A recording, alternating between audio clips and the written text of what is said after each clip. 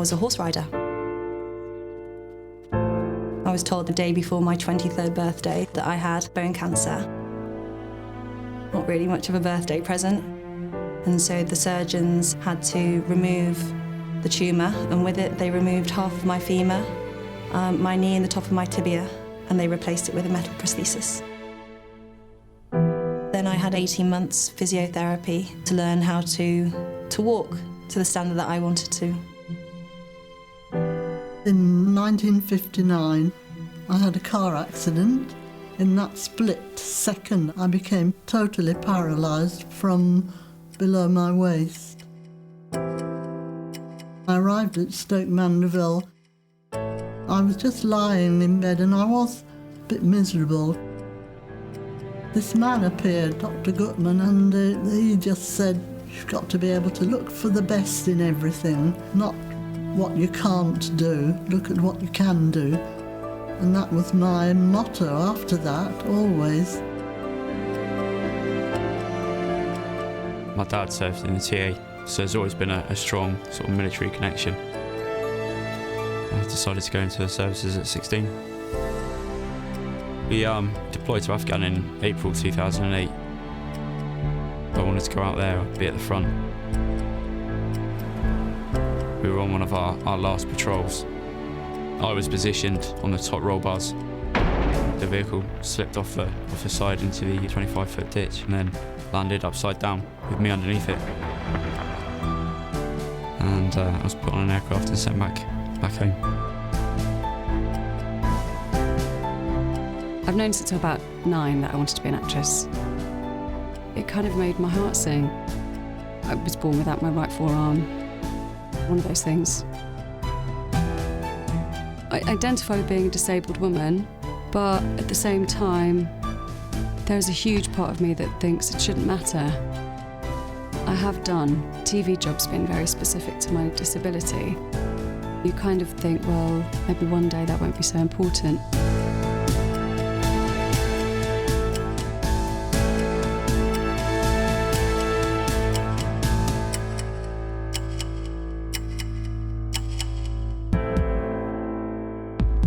I got back on a horse before I could walk, and the intention was, to be a Paralympian.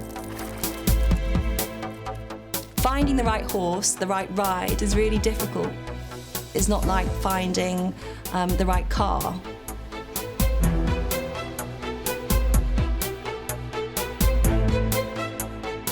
After 5 years of searching, something else took its place: wheelchair basketball. I spent a lot of time learning how to walk again properly. And so getting into a wheelchair, in my mind, was a bit of a step backwards. I was so rubbish at it, but I was inspired by the people that could do it. And I was like, well, if they can do it, then so can I.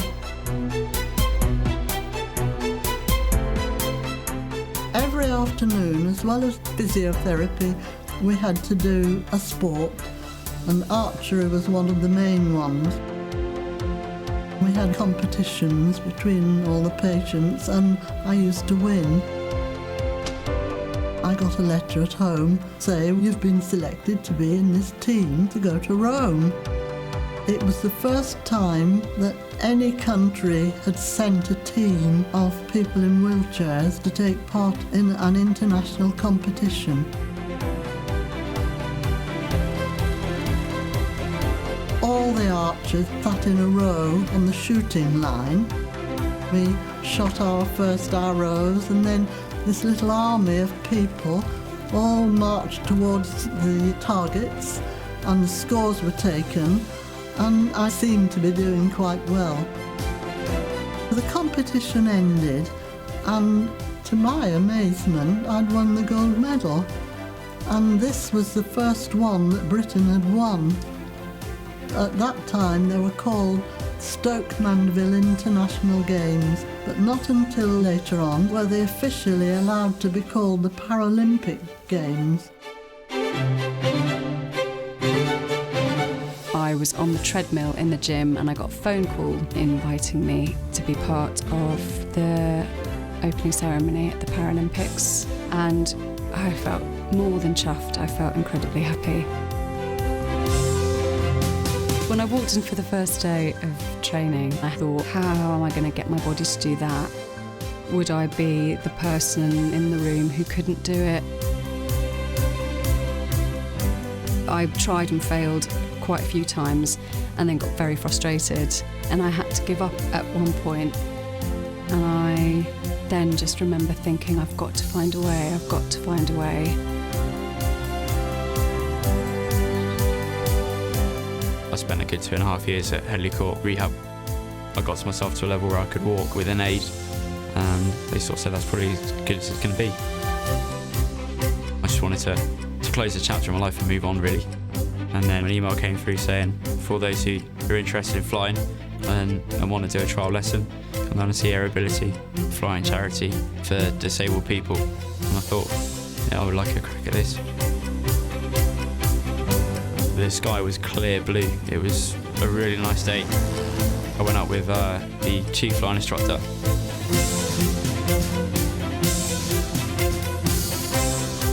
And when we landed, he sort of said, I don't think you're going to have a problem with this. I was exhausted, certainly for the first 2 years. But with practice, it becomes easier, and then it becomes second nature.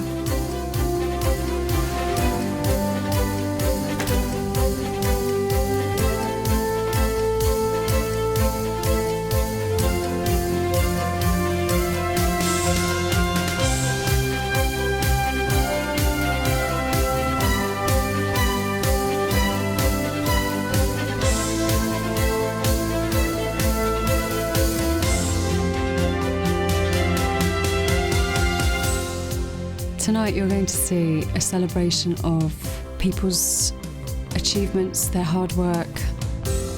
Quite overwhelming, actually, to think about going into the Paralympic Stadium on the opening night with all my GB teammates. I'm not allowed to tell you exactly what I'm doing, but I know that I'm going to be in this stadium doing something. You'll no doubt find out eventually. I think my heart is probably going to be coming out of my chest. No one has a clue of what I'm going to be doing. So if you want to know what I'm going to be doing tonight, I think you should all look up.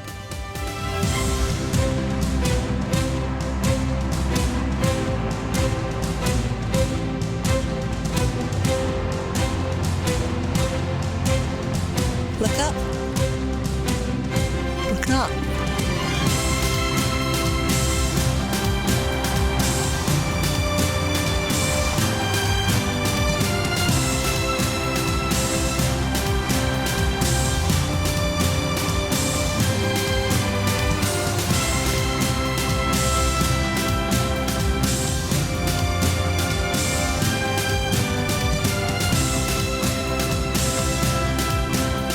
You've got hundreds of everybody's personal journeys, but you're part of something bigger than yourself.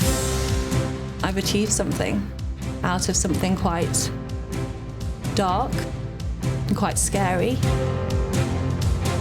There's no barriers in what you can do. If you put your mind to it, you can do it.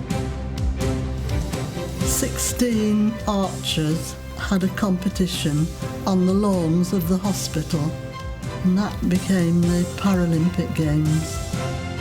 Dr. Gutman would have been really proud. Para 1, you are clear to leave stadium airspace. The London 2012 Paralympic Games are about to begin. 10, 9, 8, 7,